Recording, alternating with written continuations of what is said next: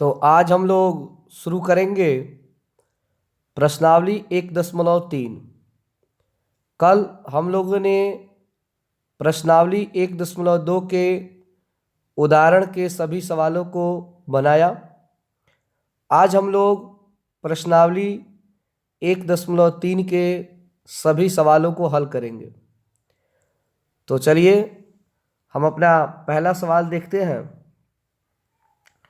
पहला सवाल है कि सिद्ध कीजिए कि √5 एक अपरिमेय संख्या है। जैसा कि एक पार्ट जब शुरू हुआ तो उस दिन आपको हम लिखवाए थे कि अपरिमेय संख्या किसे कहते हैं, जिसको अंग्रेजी में हम लोग इरेशनल नंबर बोलते हैं।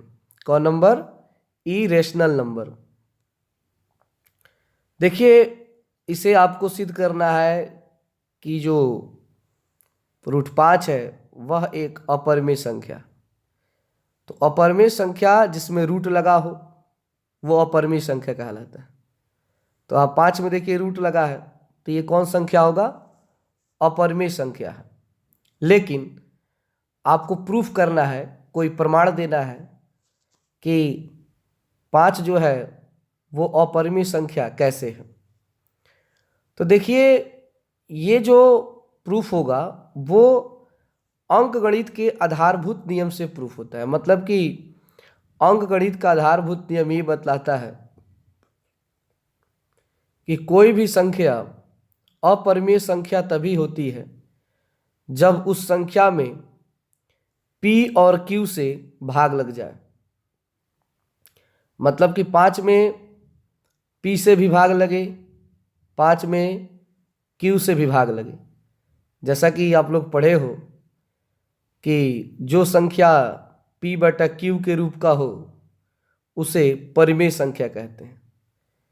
तो परिमेय संख्या P और Q में आता है। तो जब P से 5 में भाग लग जाए, Q से 5 में भाग लग जाए, तो वो अपरिमेय संख्या हो जाती है। तो चलिए इसको हम लोग शुरू करते हैं।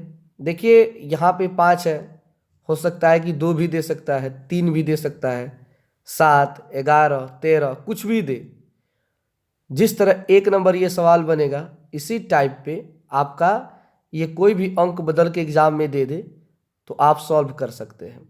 ठीक है, सबसे पहले लिखा जाता है माना, कॉमा देते हैं, पैराग्राफ छोड़ते हैं। √5 एक परिमेय संख्या है। अब आप लोग यहाँ पे सोचोगे कि सिद्ध करना है अपरिमेय और लिख रहे हैं परिमेय। हमने माना है, केवल क्या किया है? माना है। और याद रखिए, अगर हम पहले ही लिख देंगे कि √5 एक अपरिमेय संख्या है तो फिर सिद्ध क्या करेंगे? जैसे कोई लड़का है और सिद्ध करना है कि वो लड़का है, तो पहले मानेंगे कि वो लड़की है और बाद में लड़के के गुण को दिखाकर बाद में प्रूफ करेंगे नहीं यह लड़का नहीं है, क्योंकि सॉरी ये लड़की नहीं है क्योंकि इसमें लड़की के गुण नहीं है, लड़का का गुण है, तो यह एक लड़का है। पहले ही कह देंगे यह एक लड़का है तो फिर उसे हम प्रूफ नहीं कर सकते। क्या प्रूफ करेंगे? कुछ नहीं। इसलिए हम जिस सवाल को अपरिमेय सिद्ध करेंगे तो सबसे पहले उस संख्या को परिमेय संख्या मानेंगे। तो √5 एक परिमेय संख्या है। मान लीजिए यहाँ पे 2 होता तो लिखते √2 एक परिमेय संख्या है, 3 होता तो √3 एक परिमेय संख्या है। मतलब जो भी अंक होता उसको इसी तरीके से हम लिखते। फिर अगले लाइन में या √5 बराबर P/Q। √5 बराबर P/Q क्यों लिखे? क्योंकि जब आपने √5 को परिमेय संख्या माना है तो परिमेय संख्या P/Q के रूप का होता है। परिमेय संख्या किस रूप का होता है? P/Q का। यानी कि जब √5 परिमेय है तो जाहिर सी बात है कि वो P/Q का रूप में होगा। इसलिए √5 बराबर P/Q। 2 रहता तो √2 बराबर P/Q। ठीक है, उसके बाद देखिए √5 के बटे में कुछ नहीं है तो उसके बटे में हम क्या लगा दिए? 1 लगा दिए। क्योंकि आपको पता है कि किसी भी संख्या के नीचे अगर कोई अंक ना हो तो उसके नीचे 1 हमेशा रहता है। तो √5/1 बराबर P/Q।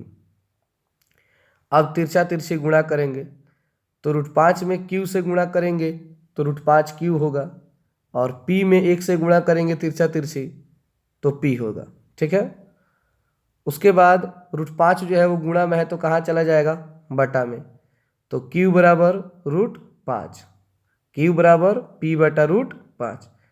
अब बायां पक्ष और दायां पक्ष दो पक्ष आ गया, दोनों में वर्ग करेंगे तो लिखेंगे दोनों पक्षों में वर्ग करने पर, दोनों पक्षों में क्या करने पर, वर्ग करने पर, वर्ग मतलब दोनों तरफ स्क्वायर लगाएंगे। तो q है इधर तो q का स्क्वायर तो q स्क्वायर, और फिर इधर p है तो p का स्क्वायर, और फिर √5 है तो √5 का क्या करेंगे, स्क्वायर, मतलब सब में स्क्वायर कर देंगे, क्योंकि कह रहा है वर्ग करना है तो वर्ग का अर्थ होता है कि सब में क्या कर दीजिए, स्क्वायर कर दीजिए। अब देखिए क्यू स्क्वायर का क्यू स्क्वायर, पी स्क्वायर का पी स्क्वायर, और नीचे जो रूट में स्क्वायर लगा है 5, तो स्क्वायर से रूट खत्म हो जाएगा तो केवल बचेगा 5, क्योंकि आपको ये पता होगा कि जब रूट हटता है तो स्क्वायर भी हट जाता है। तो क्यू स्क्वायर बराबर पी स्क्वायर बटा 5, इसको हम मान लेंगे समीकरण 1 मान लेंगे। क्या मान लेंगे, समीकरण 1 मान लेंगे। और देखिए यहाँ पे आप चीज गौर करेंगे तो देखिए 5 जो है वो पी स्क्वायर में भाग लग रहा है, 5 से किस में लग रहा है, पी स्क्वायर में। तो यहाँ पे लिख देंगे कि यहाँ 5 पी स्क्वायर को विभाजित करता है, यहाँ 5 पी स्क्वायर को विभाजित करता है मतलब भाग लगता है। तो पी स्क्वायर का अर्थ क्या हुआ, पी गुणे की पी, मतलब ऊपर केवल पी ही है, अर्थात 5 पी को विभाजित करता है। तो यहाँ पे हमने क्या दिखा दिया कि 5 से किस में भाग लग रहा है, पी में, फिर दिखाएंगे 5 से क्यू में भाग लग रहा है तो वो क्या हो जाएगा, अपरिमेय हो जाएगा। इसी तरह अगर 2 होता तो जहां जहां 5 है ना उसी तरह 2 3 जो भी होता उसको रखते चलते, इसमें खास कुछ नहीं, एक सवाल केवल समझना है बढ़िया से। माना, यहाँ पे फिर लिखेंगे माना p बराबर 5x, अगर मान लीजिए 2 होता तो 2x, 3 होता तो 3x। समीकरणिक में p का मान रखने पर, समीकरणिक में कहा क्या रखेंगे, p का मान, तो समीकरणिक क्या हमारा है जी, क्यू स्क्वायर, तो क्यू स्क्वायर का क्यू स्क्वायर बराबर का बराबर, और p के जगह लिख देंगे 5x, और उसके स्क्वायर ऊपर लगा है तो स्क्वायर लगा देंगे बटा में 5। वही बात हमने यहाँ पे लिख दिया है।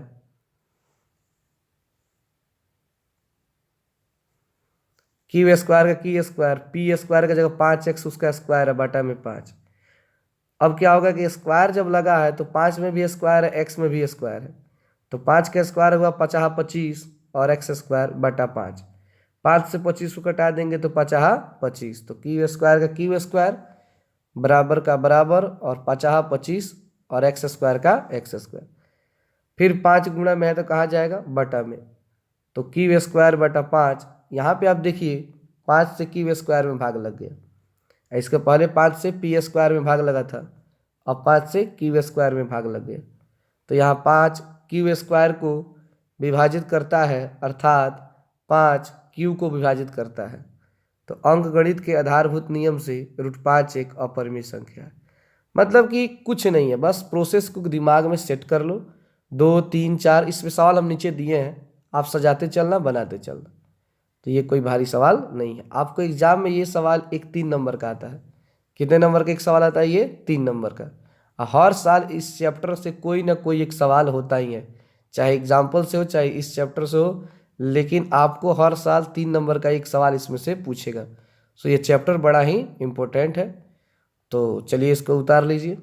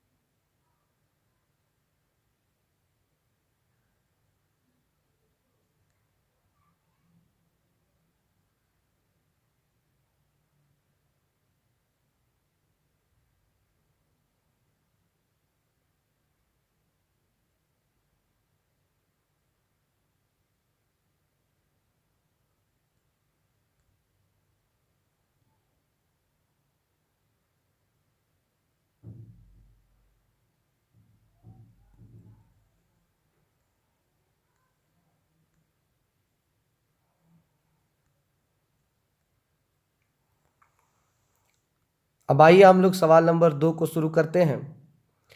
सवाल नंबर दूसरा है कि सिद्ध कीजिए कि 3 + 2√5 एक अपरिमेय संख्या है। मतलब इसको भी आपको अपरिमेय सिद्ध करना है, लेकिन वो उस तरह से नहीं है। उसमें केवल √5 था, इसमें है 3 + 2√5। तो ये जो सवाल है अलग टाइप से बनेगा, ठीक है।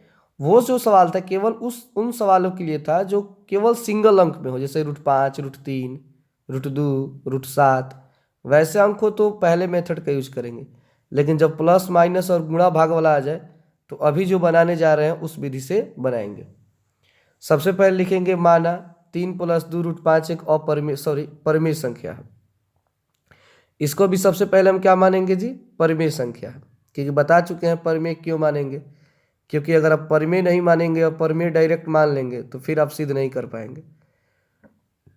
तो परिमेय है तो जाहिर सी बात है कि वो P/Q के रूप का होगा, क्योंकि अभी बताया है कि जो संख्या अगर परिमेय होगा तो वो P/Q के रूप का होगा। तो 3 + 2√5 क्या हो जाएगा?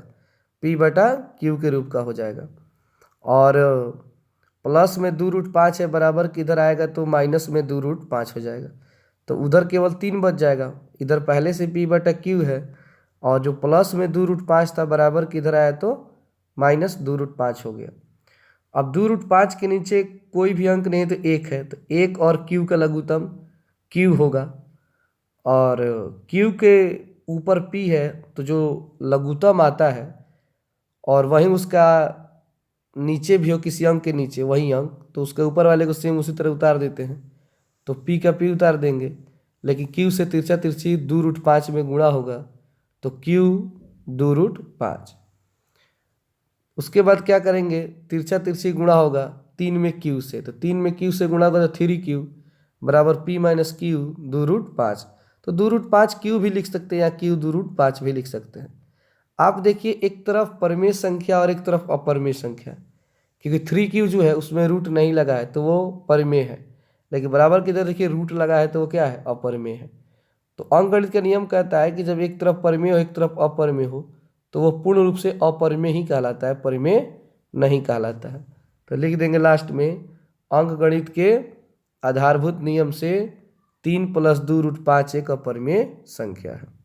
ठीक है, तो ये सवाल आपका बन गया। अगर प्लस माइनस वाले सवाल हो तो इस टाइप से आप बना देंगे। तो चलिए इसको उतार लीजिए।